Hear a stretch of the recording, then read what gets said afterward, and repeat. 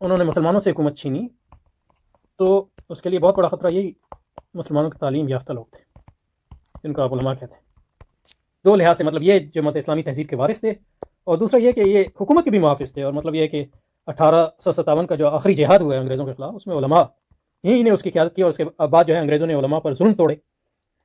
حتیٰ کہ مطلب ہماری تاریخی کتابوں میں لکھا ہے کہ مطلب 60,000 سے زیادہ علماء کو یعنی شہید کیا گیا. اس کے بعد یعنی ان کو پھانسی چڑھائی گئی، اور دو آبے کے درمیان کہا جاتا تھا کہ کوئی ایسا درخت نہیں تھا جس میں کسی عالم کی لاش نہ لٹکی ہوئی.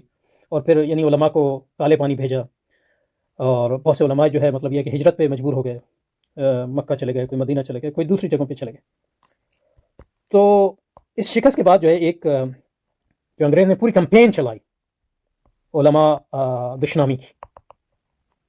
تو جو ہند و پاک میں علماء دشنامی کے بانی ہیں، یا ملا بیشنگ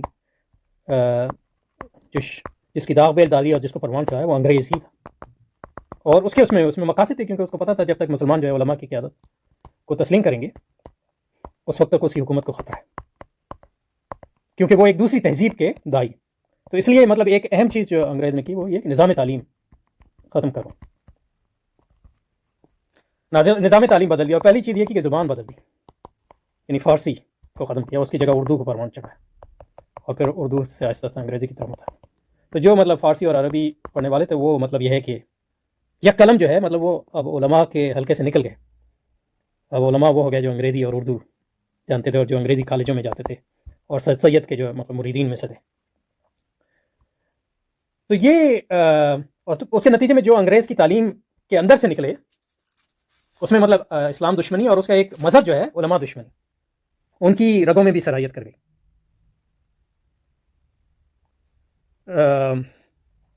جیسے کہ حضرت حافظ جالندری نے فرمایا کہ مجھے مسجد سے مکتب کی طرف تصویر نے کھینچا، یعنی مسجد سے مکتب سے ان کی مراد اسکول ہے.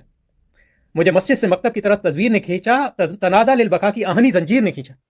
یعنی کیونکہ مطلب یہ کہ نظام تعلیم بدل گیا اور حکومت بدل گئی، اور جو مادی وسائل پہلے فارسی اور عربی کے ساتھ نتی تھے، اب مادی وسائل جو ہے وہ انگریزی اور کالج کے ساتھ نتی ہو گئے، تو لوگ مجبور ہوئے وہاں جانے پہ. اس کے نتیجے میں مسلمانوں کی جو سوچ اور فہم اور ان کا شعور اور تحت الشعور جو ہے بدلا.